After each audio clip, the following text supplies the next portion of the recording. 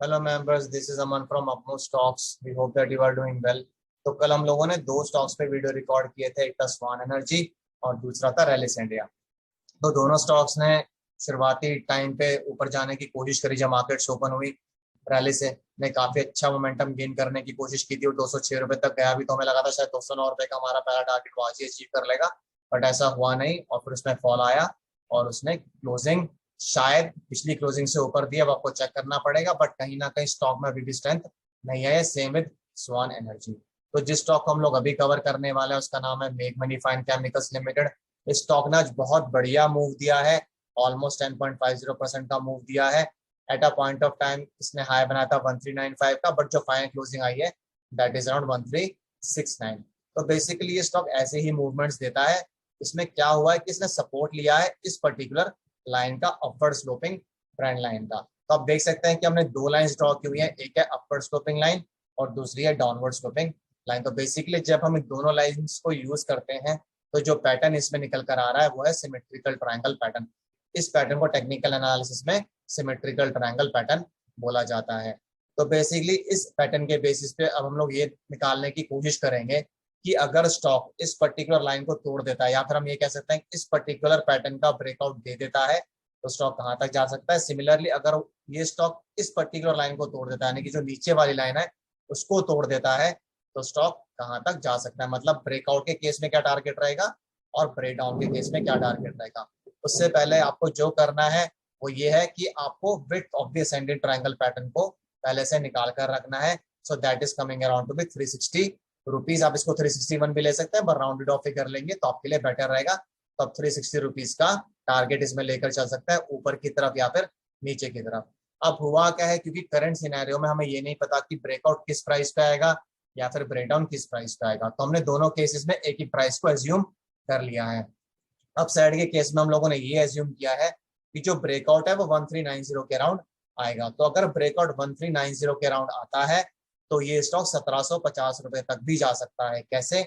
आपको breakout price identify करनी है, जो कि हम लोगों ने एज्यूम किया है वो है 1390, और उसमें विड्थ को ऐड कर देना जो कि आप लोगों ने पहले से निकाल कर रखी हुई है, दैट इज 360 रुपीज। तो 1390 प्लस 360 रुपीज, आपका जो टारगेट निकल कर आएगा वो 1750 रुपए का निकल कर आता है, प्रोवाइडेड इस पर्टिकुलर लाइन का ब्रेकआउट आ जाए, स्टॉक इसके ऊपर कंसिस्टेंटली होल्ड करना शुरू कर दे। ऐसा भी हो सकता है कि ब्रेकआउट 1390 पे ना थोड़ा और नीचे है, मान लीजिए 1385 पे, 1389 पे, तो फिर आपका जो टारगेट होगा वो चेंज हो जाएगा उतनी ही वैल्यू से, बट अल्टीमेटली विथ 360 रुपीज ही रहेगी। तो 4 5 6 7 रुपए का फर्क हो सकता है, ऊपर नीचे हो सकता है। अब नीचे की तरफ लेते हैं। हमने माना है कि नीचे की तरफ जो ब्रेकडाउन आएगा वो 1240 रुपए पे आ सकता है। तो 1240 में से आपको 360 रुपया माइनस करने पड़ेंगे, तो जो टारगेट निकल कर आता है वो है 880 रुपए का। तो ये काफी सिग्निफिकेंट टारगेट्स निकल कर आ रहे हैं, ऊपर की तरफ भी और नीचे की तरफ भी। तो बेसिकली हम लोगों ने क्या डिस्कस किया है, हम लोगों ने सिमेट्रिकल ट्रायंगल पैटर्न को मेक मनी फाइन केमिकल्स के चार्ट पे डिस्कस किया है। इसमें अगर ब्रेकआउट ऊपर की तरफ आता है तो 360 रुपए का मूव आ सकता है ऊपर की तरफ, वैसे ही अगर ब्रेकडाउन आता है तो नीचे की तरफ 360 रुपए का माइनस मूव आ सकता है। तो हम लोगों ने ये एज्यूम किया है कि जो ब्रेकआउट है वो 1390 रुपए पर आएगा, तो उस केस में 1750 का टारगेट आएगा। अगर ब्रेकडाउन 1240 रुपए पर आता है तो टारगेट 880 रुपए का आएगा। अगर ब्रेकडाउन किसी और प्राइस पे आएगा तो टारगेट कुछ और निकलेगा। सिमिलरली अगर ब्रेकआउट किसी और प्राइस पर आएगा तो टारगेट कुछ और निकलेगा। बट आपको क्या करना है, आपको सिंपली ब्रेकआउट प्राइस में उसको ऐड कर देना है और ब्रेक डाउन प्राइस में उसको, यानी कि विड्थ को माइनस कर देना है, जो कि 360 रुपए की है। तो बेसिकली विड्थ कांस्टेंट रहेगी, ब्रेकआउट और ब्रेक डाउन प्राइस डिफर कर सकती है उससे जिसको हमने एज्यूम किया है। अब ये डिस्कस कर लेते हैं कि इस टारगेट की पॉसिबिलिटी कब बढ़ जाएगी। पॉसिबिलिटी कब बढ़ेगी, जब इस लाइन का ब्रेकआउट आएगा, स्टॉक इसके ऊपर लगातार क्लोजिंग्स करना शुरू कर देगा, तभी हम कह सकते हैं कि स्टॉक में फर्दर स्ट्रेंथ आ सकती है। और ऐसा नहीं कि ऊपर जाते वक्त ये रुकेगा नहीं, काफी जगह पर रुकेगा भी। जैसे कि पहले 1427 रुपए के अराउंड रुक सकता है, जो इस कैंडल का हाई है दैट इज अराउंड 1430 रुपीज, तो 1430 रुपए पे रुक सकता है। फिर और ऊपर जाएगा तो इस कैंडल के हाई पे रुक सकता है जो कि 1514 रुपए का है। इस तरीके से ये ऊपर जाते वक्त भी अलग अलग लेवल्स पर इसको रेजिस्टेंस मिलेगी। वैसे जब ये नीचे गिरना शुरू करेगा, अगर ये नीचे का लेवल तोड़ देता है तो जिसको पहला सपोर्ट मिलेगा, जिसका पहला टारगेट निकल कर आएगा, या फिर आप कह सकते हैं कि पहला सपोर्ट जहां से ये वापस घूम सकता है वो आएगा 1182 रुपए, 1182.70।